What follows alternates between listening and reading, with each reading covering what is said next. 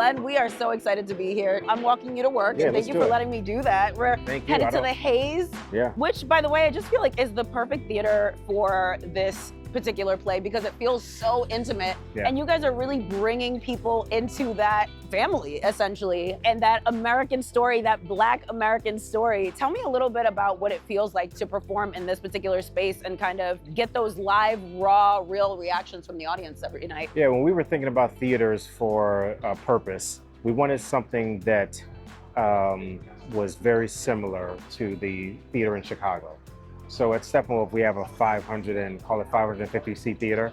And this is about the same in terms of the width and the size and the point of view for the audience.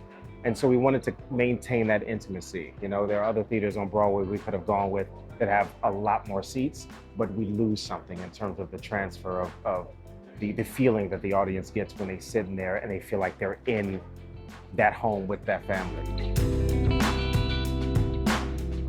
You have this dream job in the show Purpose as Junior, playing this incredible and incredibly layered role. Yeah. But I want to ask you, what was one job in your life that pushed you to your purpose? Wow, you went with a deep question. Well, I think, you know, as I told you before, I'm an artistic director at Steppenwolf, and I think, you know, I'm from Chicago. I started out taking my first class at Steppenwolf with Austin Pendleton, who was my first teacher. I remember sitting in on rehearsals of One Flew Over the Cuckoo's Nest, starring Gary Sinise and Amy Morton and Kate Todd Freeman years and years ago. So by the time I became an ensemble member in 2017 and then artistic director in 2021, it felt like I was right in line with my purpose. It felt full circle. Love that. So to be leading the company that, you know, started, you know, that I started with from the outset feels quite in line with my life's journey.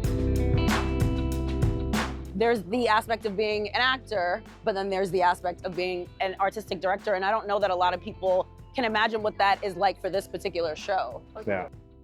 Well, I have a co-artistic director, Audrey Francis, who I share those responsibilities with, and together we decided, we had several workshops of purpose, and we sat back and we thought to ourselves,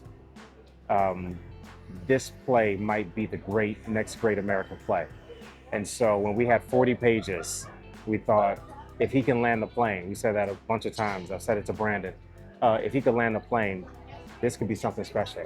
And so to sit in that position at Steppenwolf, which is my home theater and the place I'm from, and to be able to make calls like that, and then it end up in this beautiful space here on Broadway, just steps away from Times Square, is the best case scenario for a Steppenwolf play. The specificity of what Brandon has created, the detail with which he's drawn these characters and these circumstances, this family that is so specific and outlined so well that when you come to it, whether these people look like you or not, you relate to the experience. You relate to the social experiment that is a nuclear family, right? Because everyone has one. No one's as perfect.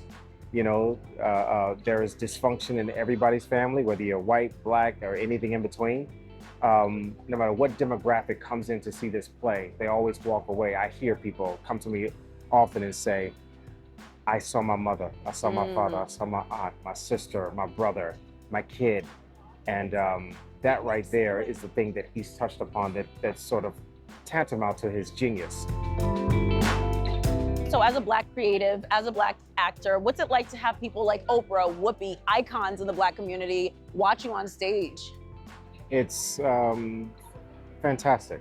There is no greater compliment than someone coming to the show saying that what you did was worthwhile, what you did was impactful, than someone of that pedigree. Everybody has come to this show and really, Ava DuVernay, Regina King, wow. They come and they say beautiful things about the show and the performances. I mean, we tied, as you know, for most nominations in the acting categories for any show ever.